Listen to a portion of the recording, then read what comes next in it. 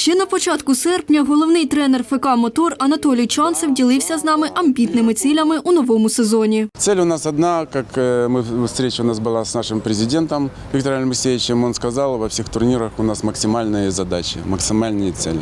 Соответственно, мы готовимся к ним. Настав час і для реалізації поставленої задачі. Гра за грою, перемога за перемогою. І ось, вони чемпіони. Футбольний клуб «Мотор» – п'ятиразовий володар Кубка Мера.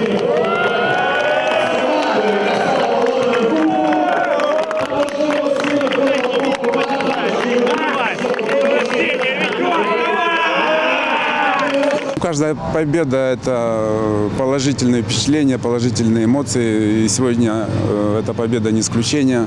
Ребята все довольны, ребята все рады, что мы очередной раз выиграли кубок.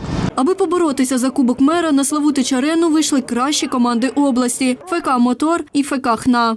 Без трьох основних гравців на поле вийшла Хортицька національна академія. Однак команда була налаштована серйозно. Підтвердженням слугують загрози, які створювали біля воріт свого суперника. А ось підопічні Анатолія Чанцева трималися, як завжди, впевнено. Мы понимали, что готовы были дать бой этой команде, но так как три основных наших игрока выпало, скажу честно, не особо верили, что сможем на данный момент эту команду обыграть.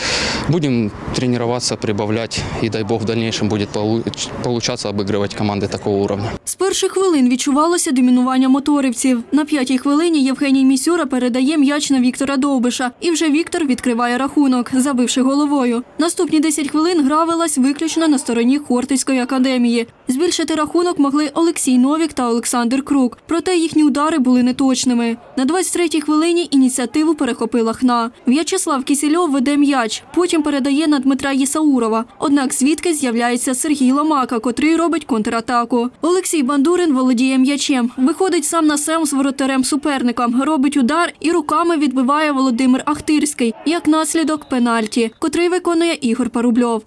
З легкістю Ігор пробиває і додає на табло +1. Під завісу першого тайму Олексій Новік робить гольову передачу на Андрія Дидяєва, котрий безпосередньо пробиває у лівий кут. На перерву команди пішли з рахунком 3-0. Другий тайм розпочався з замін як у «Мотор», так і в ХНА. Після цього Хортицька національна розпочала активніше працювати в нападі, створювати більше небезпечних моментів. Однак підопічням Анатолія Чанцева це не завадило, аби повторити попередній сюжет гри. На 57-й хвилині Денис Курилець робить асист на Довбиша. Віктор пробиває у дев'ятку. А через 3 хвилини Віктор Довбиш оформляє хет-трик. ХНА намагалася повернути м'яч, але все безуспішно. Моторовці продовжували активно розстрілювати ворота суперника. 75-та хвилина, і на цей раз у правому верхньому куті відзначився Віталій Кардаш. Крапку у цій зустрічі поставив Сергій Ломака, забивши від штанги. 7-0. ФК «ХНА» – віце-чемпіон. В каждой игре есть ошибки, сегодня не исключение. Но, в общем-то, ребята хорошо настроились, будем так говорить. Хорошо провели игру, все время в атаке, все время агрессивно. Задача была такая – максимально прессинговать соперника, и это получилось, и это вылилось в результат. Конечно, огрехи были проблемы, не проблемы, а были ошибки, которые там указали перерыв, и замены сделали. В принципе, знаете, игра нам далась легко. ФК «Мотор» продовжує боротьбу за золоті нагороди в чемпіонаті області та України. Також цими вихідними була гра в рамках першості України серед аматорських команд. Підопічні Анатолія Чанцева зіграли на виїзді у Кам'янському проти ФК «Олімп». Перемога залишилася за запоріжцями – 0-4.